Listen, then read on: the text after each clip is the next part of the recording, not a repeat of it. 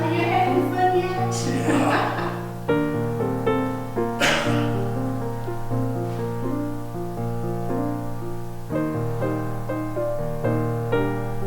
We have a 170 plus years old building.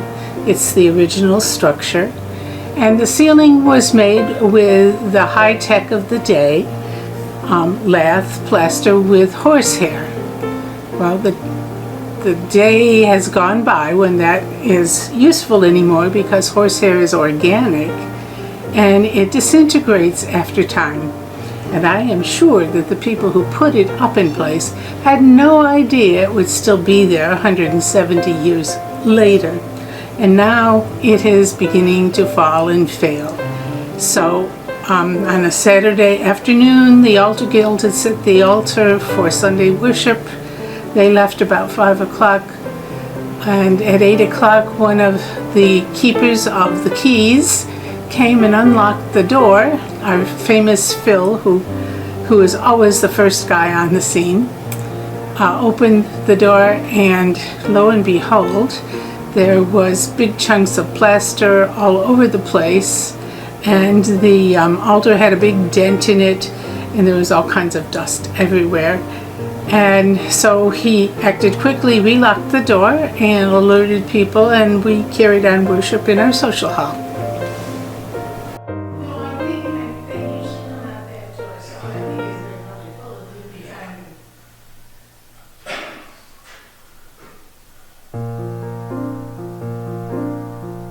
We met with our governing board for the Episcopal Church of this area and got estimates on the work that would need to be done. And after we heard everything they projected, it was $500,000, which we knew that was just impossible. So we started talking amongst us and decided to put some bids out, have some people come in and look. We had 3 bids, and what we needed to do was remove all the plaster, perhaps some of the lath. We're trying to get a little insulation in on the ceiling because there's not much room, because when it was built there was only 4 inches between the roof and the lath. So we're doing the best we can do with that.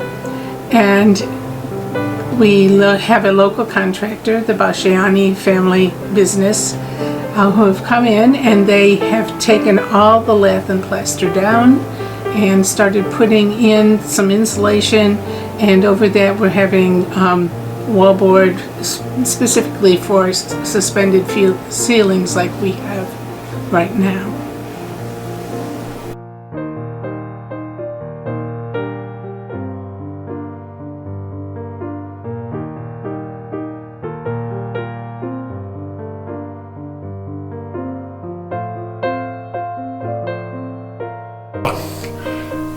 This church opened up in 1849.